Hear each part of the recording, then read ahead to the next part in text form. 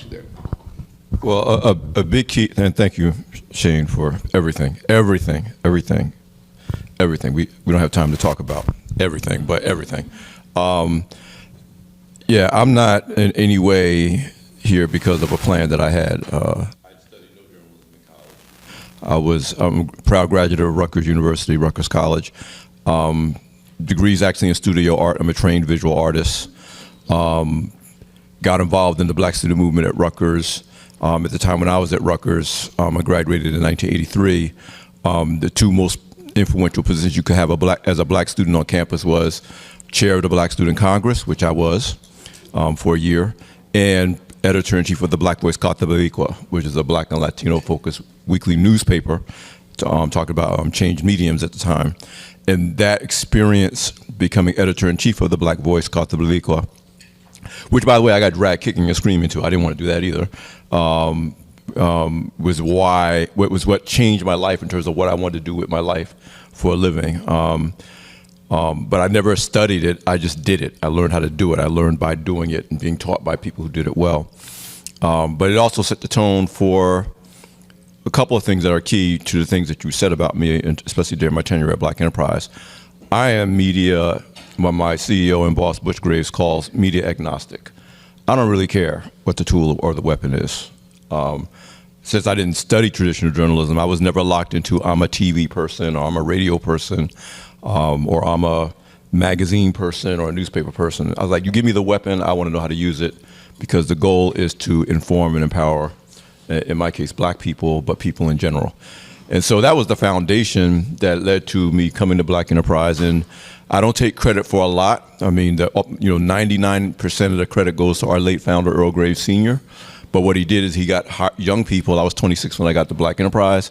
He'd hire really young people, and he would just get the F out of our way. He was like, I got you here because you're smart. You're going to make mistakes, but I'm going to let you loose. So I was part of now I'm the oldest guy in the company. I'm crazy.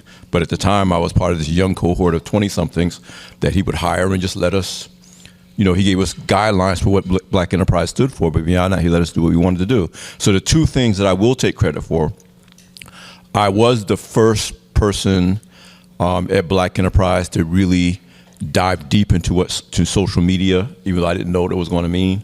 I was telling you the hallway, I'm talking about blackplanet.com, the original hood of the internet, long before I knew it was going to mean anything. I mean, I just thought wow, another way to share information and resources with people that was direct and immediate. I didn't know what it was going to mean. A few years later, in 2004, I think me and the editor of Business Week were the first magazine editors, the lead, I was editor-in-chief of the magazine by that time, to represent our brands on social media. Like, that was unheard. It was like a personal thing, but not a business thing. But that commitment to social media early on, before I knew what it was going to mean, turned out to be really important for Black Enterprise when brands wanted you to have a way to amplify their messages via social media. We were positioned for it long before we knew. The other big step was at the height of, quote unquote, when we were at the height of the magazine game as a media brand, Black Enterprise Magazine, and at the height of my career, my 13th year as editor-in-chief of Black Enterprise Magazine, I got an epiphany on catching the bus into the city from my house in West Orange that I should step down from the magazine and become the first editor-in-chief of blackenterprise.com, and literally texted Butch Graves, my boss, and said, I want to leave this position and take that position. Just out of the blue, I didn't even talk to anybody about it. And that led to me helping to lead Black Enterprise into the digital age. And if we hadn't done that, we would have been out of business, period. That's incredible. And I know you went on to do a number of things even after that, right? Chief Content Officer. And you spent an enormous amount of time with these entrepreneurs and other entrepreneurs, you know what I mean? In the way you pay it forward and mentor folks. That was a choice. You chose not to be Chief Content Officer of Black Enterprise. Why did you make that decision? I've always been this way. I mean, I was born like this. My mother said I was allergic to boredom. So I'm good at everything I do because I like to work. I like to learn. I'm okay with sucking at something until I get good at it. Like, a lot of people never get good at stuff because if they're not good at it the first time they do it, they don't think they're supposed to do it. I'm just cool with, I suck, but I like this. I'm gonna learn how to do it, and then I master it. And that had been my modus operandi long before I knew I was gonna be a journalist. So, you're right, I was the first chief content officer for Black Enterprise, but when chief content officers were new, because there was never a need for one. You didn't have these multiple platforms. But it just goes back to this idea that once you master something, you can either stay there or you can start all over and become a student again. And I'm passionate about this idea of being a student. Being a student is more important than mastery. I'm passionate about mentorship. I've been mentoring since I was in my 20s, when I came out of college feeling under-mentored and decided I was going to not have the people coming behind me knowing less than I did. And so my passion for mentorship, my passion for my mentees in BOMESI, we first got to know each other really well through Black Ambition, where I was a mentor to a cohort there, and I got an army of mentees. I'm just passionate about being poured into and then pouring into others. That's my thing. And my other thing is I could take any group of motivated people, no matter what their agenda, no matter what their motivations, no matter what their background, and I can put together a team that wins. That's what I learned running my college paper. You know, you have to learn how to motivate people beyond what they're getting paid to do, because when you're motivating people in college, they're not getting paid. So how do you make people show up, do great work, get it done on time? That was the drug. Like, I was been a good writer and content producer since I was 5 years old. I could always do that. I wasn't attracted to this because I wanted a byline. My first time building and running a team and knowing it was better than every other team, that was the drug that still drives me today. And so when we work with this team, the people we heard from today, to me, they may not play on the exact same team, but they're on the BOMESI team, and I know that they're the best because that's what we do. So, that's what drives everything that you've talked about so far. So you brought us right into BOMESI, which is what I really want to dive into now, right? I shared a little bit about what it means to me. You know, for me, being someone who was told that, no, there's just not an opportunity there, right? You just don't understand it. You know, the Black community does not drive business. And I think folks have now realized that that is the opposite of the truth, right? And it's been a long journey for me to really get there, where it felt like there was a little bit of critical mass of folks who understand the enormity of this opportunity from a business standpoint and from an equity standpoint, right? And a justice standpoint. Like, all of those are hand in hand. And that's why I'm so honored to be part of what Davon and Ranisha have built, because this is the opportunity right here. This is critical mass reaching that momentum and harnessing it and pointing it in a direction that I want this world to go. You know, I want my kids to grow up in and have voices that look like them, that are in the front of the room, that are behind the cameras, that are instrumenting and making the decisions and have ownership. And all that, like, that's me, right? I get excited about BOMESI. What does it mean to you? You know, you were there in the early days of Black Enterprise. You know what it took to get that off the ground. And compare that to, like, what does BOMESI mean for you today? Well, slight correction, I'm not that old. I mean, Black Enterprise was founded by the late Earl Graves Sr. in 1970. I was 10 years old. But I've been there a long time. I mean, I'm in my 36th year at Black Enterprise. So in fairness, most of the transitions, the key transitions, you're right, I was there for. And here's what I know as someone who, without intentionally doing it, has worked in Black, or what we call diverse media from day one. Again, my first time running a publication in college, it was a Black and Latino newspaper at a PWI. And then I started my career at Black newspapers in Brooklyn. I ran the largest Black weekly in Brooklyn when I was like 25, 26 for 2.5 years. then transitioned to my first magazine job, which is the only job that was really on my intended career path. I was the editor-in-chief of a magazine called Modern Black Men. Not editor-in-chief, excuse me. I was a senior editor. I was the #2 editor there. My original career goal was to get to GQ or Esquire. I wanted to be the first black editor of GQ or Esquire. But my point is, what I learned along the way, it's not that mainstream / white media or the advertising industry, it's not true. They know that black people drive business. The challenge is getting them to pay for it.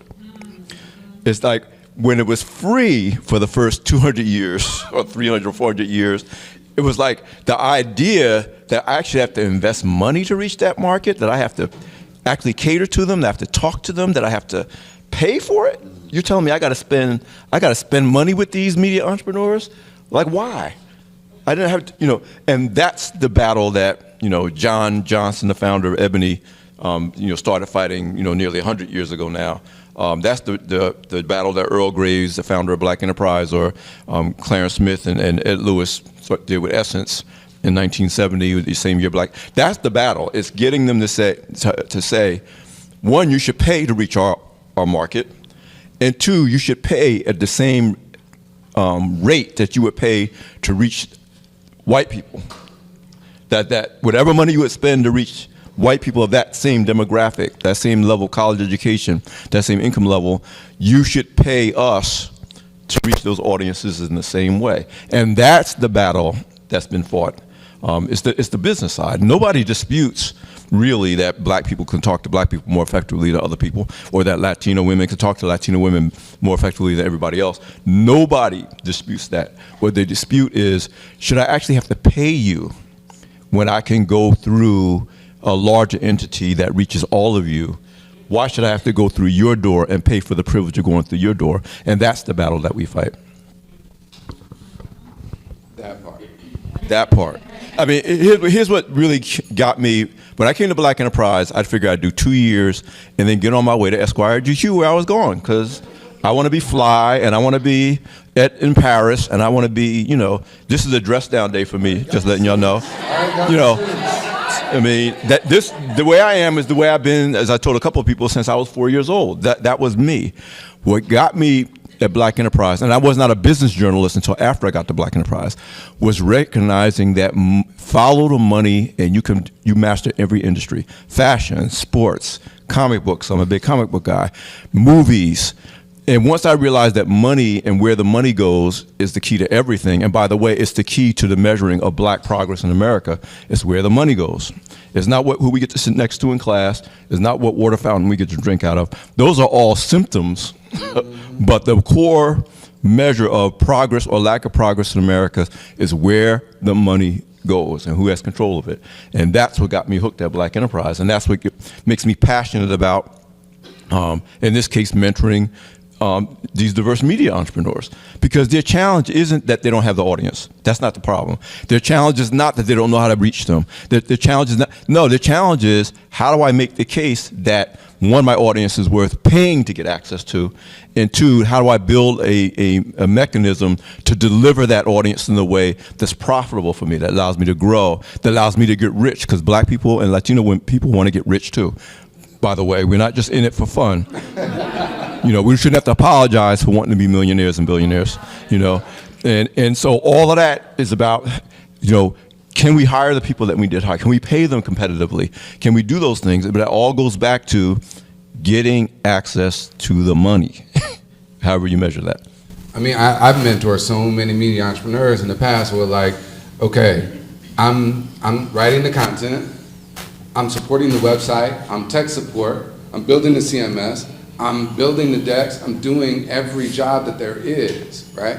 So we absolutely need that money to flow, right? So that we can do it on par with these other organizations that may have inherited their wealth to be able to build those platforms.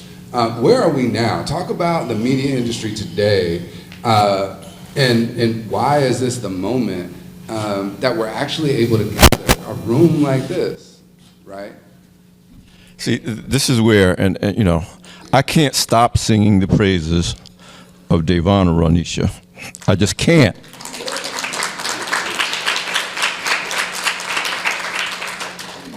I know that, again, the late Earl Graves, the late John Johnson, and so many others who didn't make it, by the way. When you talk about Ebony Esselstyn, Black Enterprise, those are the ones that were left standing. I can name publication, including Modern Black Men, that folded the year after I left, not because of me, but because they just couldn't make it. I mean, publication after publication after publication. There were lots of publications for Black women that didn't make it. There were other business publications besides Black. There was a lot of bodies that didn't make it, And so for Mr. Johnson and Mr. Graves to be able to look down and see this room, to see this happening, to know that there's another cohort coming, that there's an ecosystem. When they were just, Mr. Graves and Mr. Johnson and Ed and Clarence, they literally banded together as a band of four and went to pitch for business together because it was just them for the most part. I mean, there was others that came, and now we're sitting in a room. I say all that to say that as challenging as it is, and we know what it took to get here, and bodies, including George Floyd's, were part of the price that was paid to get here. But the fact is that we are here, and I couldn't be more optimistic and excited. And whichever one of y'all is going to end up being the billionaire, just remember, bruh over here. No, but I'm saying that what it says to me is as much as it took to get here, as hard as we had to fight to get here, and I mean all of us, not just the Black and brown people, but whoever helped to make this happen, fought for us to make this happen. It pales by comparison about what we're going to see, but it also says everything we've been through is worth it. And one day, I don't know when it's going to happen, we're going to look at what Devon or Ranisha has done or is doing in this, and we're going to realize that the whole world was changed as a result.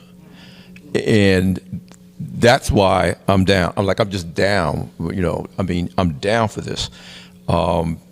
Because no matter how hard it is for diverse media, and it is hard, it's not as hard as it was for John Johnson. And they didn't have an accelerator. They didn't have a General Motors saying, listen, we want to put money in investing in the growth of diverse media. They didn't have any of that. And so I'm excited. I'm optimistic. I'm always optimistic. If you're Black and you look over your shoulder and you can't be optimistic when you see what we came through, you're not looking at the right perspective. But BOMESI, man, don't make me cry up here. I'm just saying. Serious. No, I'm serious. It's going to matter. It matters. It really matters. It's powerful. And every time I hear you talk about this, Alfred, I have new awakenings each time, right? I mean, the idea that you decide that we're going to go get this funding to support this accelerator, and we're going to bring 7 entrepreneurs together who are building a similar business and learn together that we're not competing.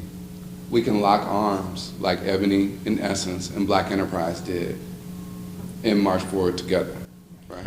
Yeah, I mean, the idea of us competing was never, even for them, because they're like, just take women's magazines. I mean, I don't know how many of them are still left, but remember they were always like the 7 sisters?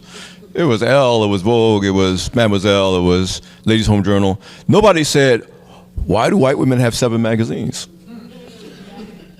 Why? Because white women aren't all alike. And they're not all alike all the time. So there should be just as much diversity in diverse media. I mean, loose media is amazing because, yeah, the stereotype is if I'm starting a Latino focus or Latinx focused publication, it needs to be Spanish speaking. Like that's the assumption if you don't know any better. And so that means you should only have one. And even all Spanish-speaking people aren't alike. Like, there's a difference between Portuguese and Puerto Rico and Mexico. But if you don't know that, you're not. And what happens is, advertising industry that is overwhelmingly white and predominantly male doesn't know that. But they try to reach that audience anyway. When it doesn't work, they say, "Oh, there's no business there." That's right. There's no business there. No, you don't know how to talk to them. You don't know how to get the business out. So That's it. that's it.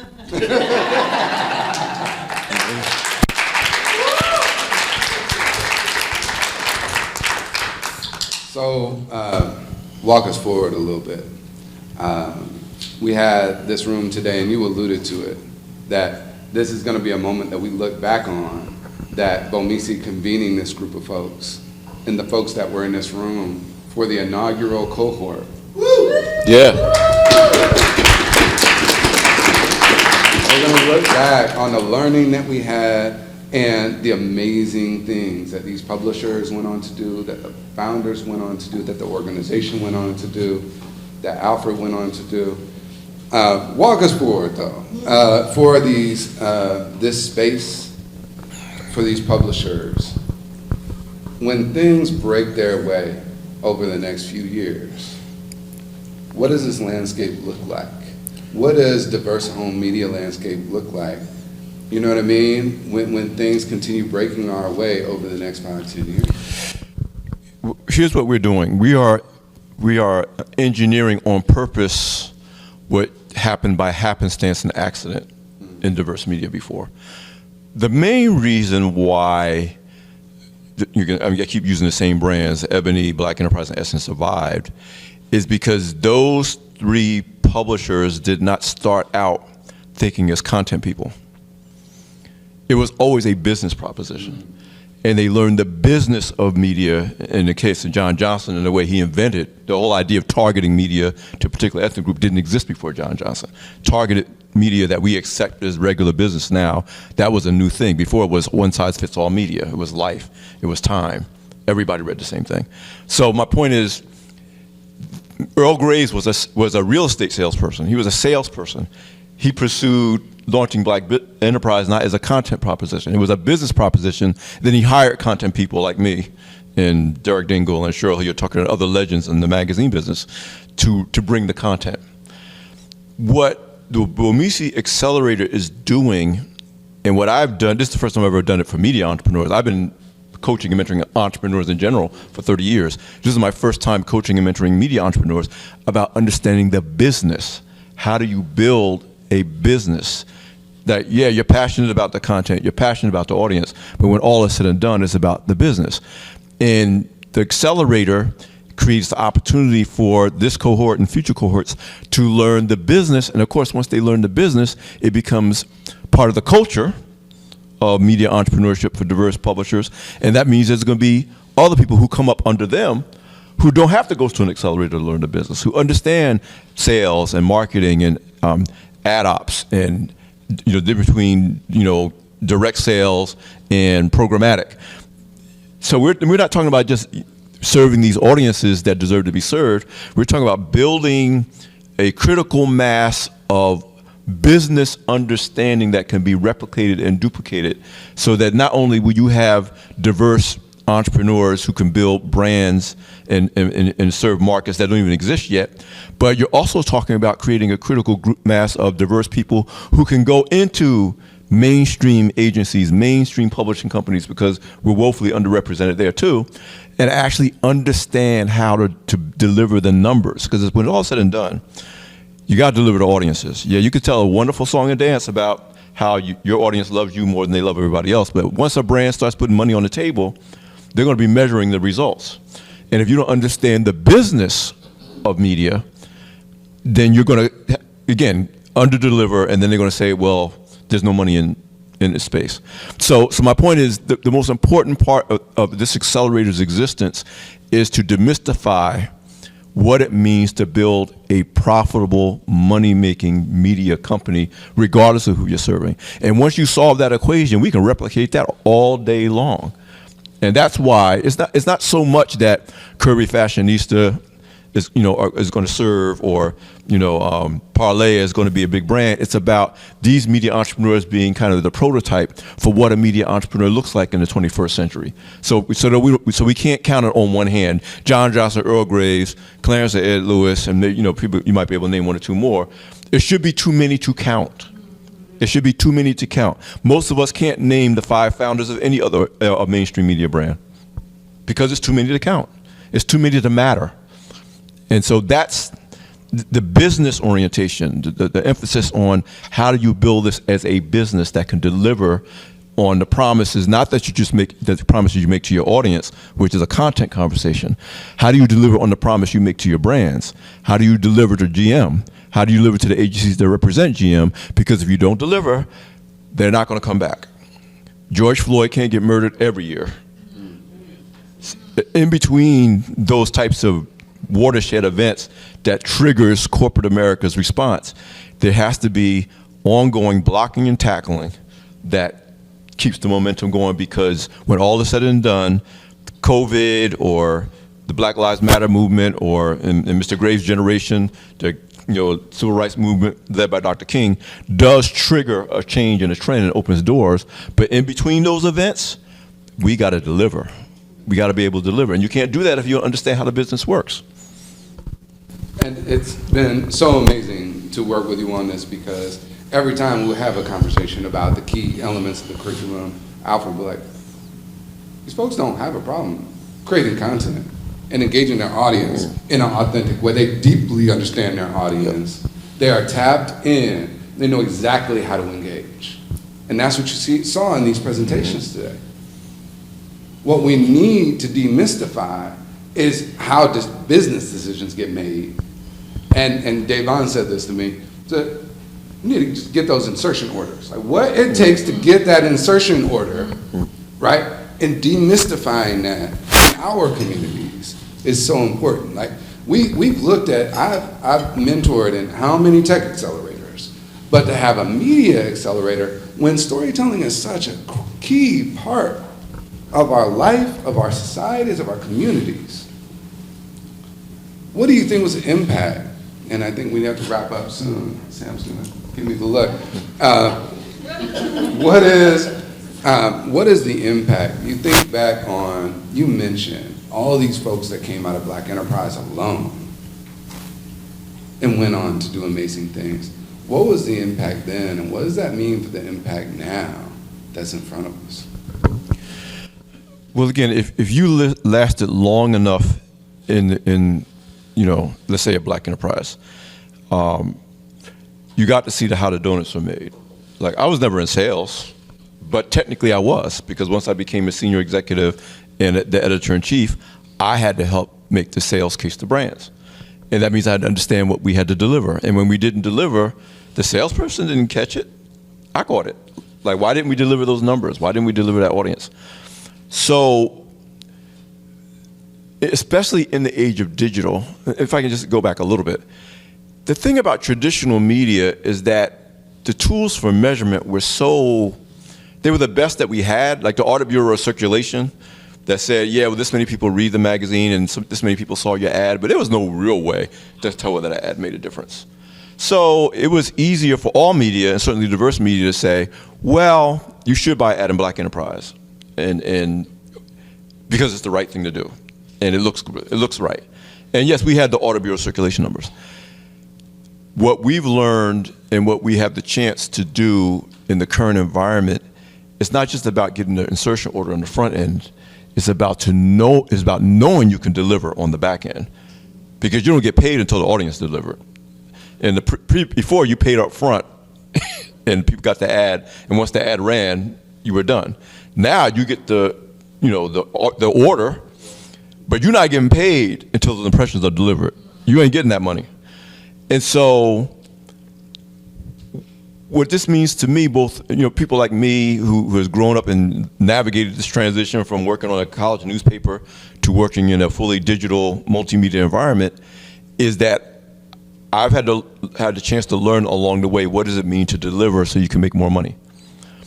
And my contribution to this is to make sure I'm not the only one that knows that formula, and that's your contribution to everyone in this room, because then it goes back to, it's about replication.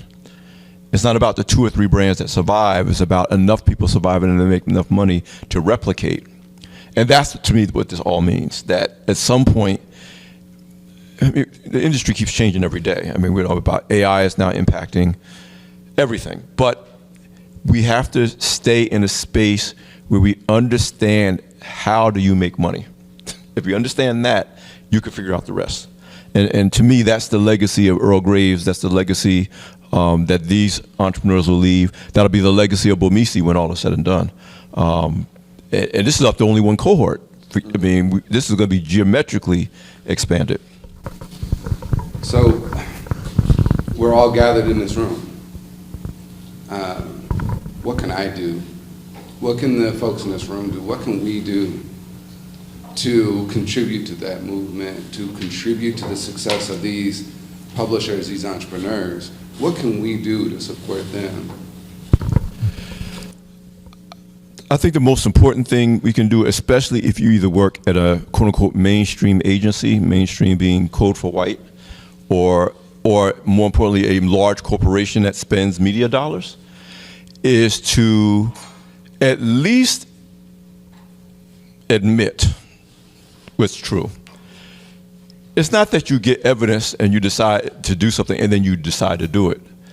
For mainstream business, it's like we decide to do it and then we justify the decision. You know what I'm saying? You know, if most corporations on paper will say it doesn't make any sense for me to put my name on a stadium. Like there's no metric that justifies that spend other than, you know, it's good branding. But somebody decides that's what we want to do. So we're going to do it, and then we're going to marshal all our resources around that. When that starts happening with diverse media, when we say, no, we're going to spend money. I mean, it's kind of happening now, but we know it's drag kicking and screaming. We also know some corporations are already pulling back. But when you say, like I think General Motors said, we're going to do this. We don't know exactly how we're going to do this, but we're going to spend this money.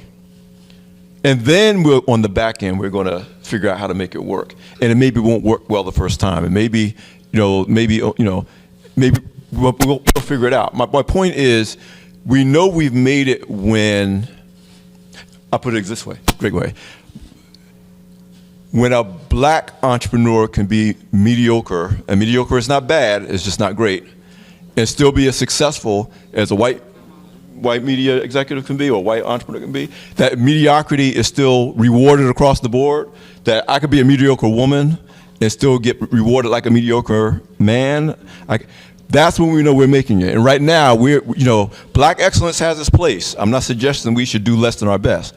What I'm saying is we still live in a world, and I got this first lesson. My first cover story for Black Enterprise was with the late Addison Barry Rand, who you guys don't know the history, but he almost became the first black CEO of Xerox, which would have made him one of the first black CEOs of a Fortune 500 company.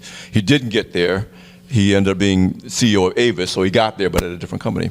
But when he was made head of the U.S. marketing group, that was my first cover story for Black Enterprise for Xerox, and I asked him about what it meant to be one step away from being the CEO of Xerox, because he was part of 4 people that was one step away from that job. And he said, it's great, but I had to be excellent in every way to get this opportunity.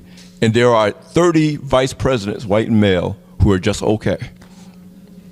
And they got the same shot I got.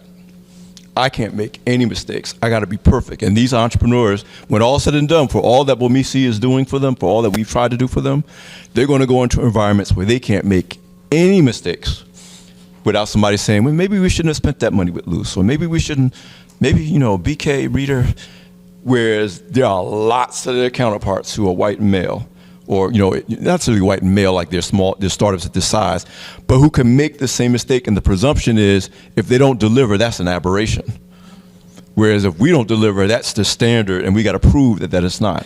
So if you're inside your organizations, you need to be a champion that says, yeah, it may not work the first time. Yeah, if it's not this, Latina-facing organization, we need to find it. But it can't be, well, it didn't work, so let's go back to the way we used to do it. And I understand that's not easy. That's not simple. You have culture challenges in your organizations too. It's not easy to stand up and say, listen, we should fight this battle when it may not matter to the bottom line of your organization. But that's what it takes. That's what it takes. And it's always taken that. Not just in media, but in every area of American advancement. It takes somebody saying, no, we're going to do this, even if we've never done it before, and even if we don't know how it's going to work. And that's how we're going to move the needle.